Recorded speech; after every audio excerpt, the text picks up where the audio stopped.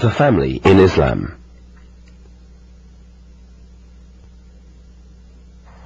The family is at the core of Islam, and religious laws are aimed at maintaining and strengthening family relations.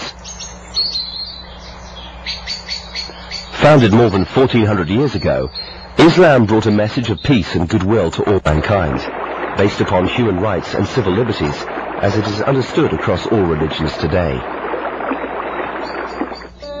The Quran is Islam's equivalent of the Bible or Torah.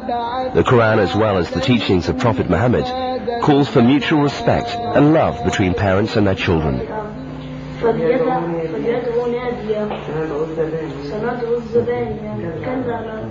Muslim parents are held accountable before Allah or God for the way they raise their children. In return, Muslim children are expected to respect their parents, listen to their opinions, never raise their voices in front of them, and take great care of them as they grow older. Homes for the elderly are very rare in Muslim societies. The responsibility of aging parents and grandparents is shared by the children. Rana Atani is the oldest of four and lives at home with her parents. She is not restricted to the house and has many friends she socializes with. Well, the only time that I may think of leaving the house is when I get married, so I just move to my husband's home. Islam stresses the strong relation between the family, between the parents and the children. Moreover, it obliges us to treat our parents in a very nice way, in a very respectful way. We should respect them all over the road. We should be able to give them whatever they want, and as in return, they should also treat us in a very good way and give us all what we need. So Islam puts the rules on how we should treat our parents and how they should treat us. The Atanis are a typical Muslim family, living as much as possible in accordance with the teachings of Islam. Their lifestyle as a family is focused on helping one another and accordingly pleasing Allah. Mona is the mother, and besides her tasks at home, she works at the university. Islam does not oblige her to contribute any of her earnings to the household. That is her choice. Concerning women, Islam does not forbid women from working. I think a Muslim woman should have many characteristics that reflect the principles of Islam. A Muslim woman should be veiled in the first place.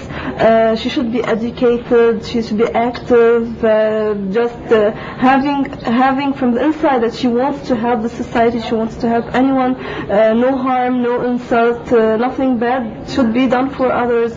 She should also be pious, modest, caring, loving for his children, loving for her family, energetic. She can be educated, of course, as I said before, because this reflects her education, and her personality is reflected to her children, which are the future generation.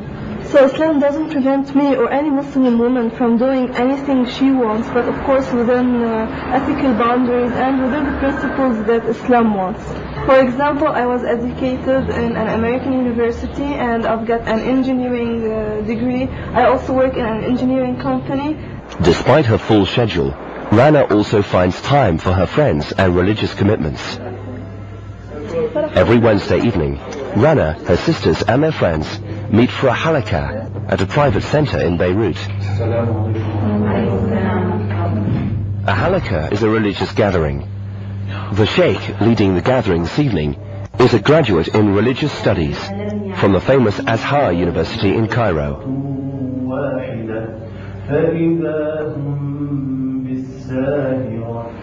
Marwan, the father, is responsible for supporting the family financially.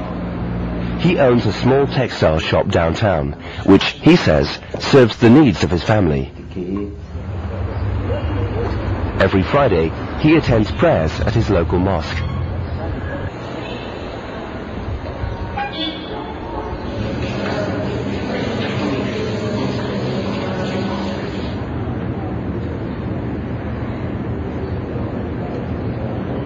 Both Mona and Marwan have taught their children the ways and teachings of the Quran and the Prophet Muhammad, peace be upon him.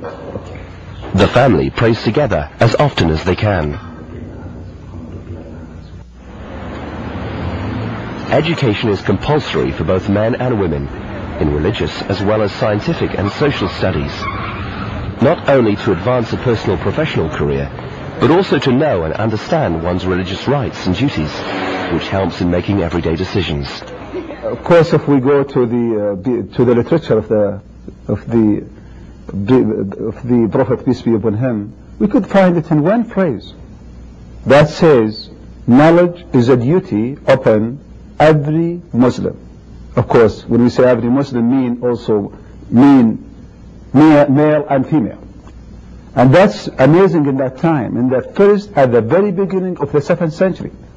That was something amazing. It was like a revolution to ask people to seek knowledge wherever they are.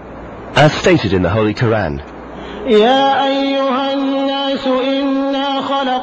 O mankind, we have created you from a male and a female, and made you into nations and tribes, that you may know one another.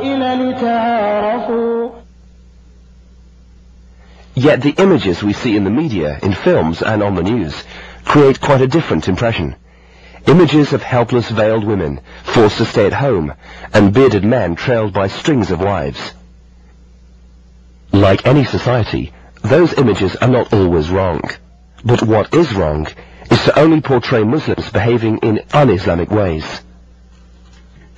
Following a simple day in the life of the Itani family represents just another day in the lives of many Muslim families, not only in the Arab world, but all over the planet.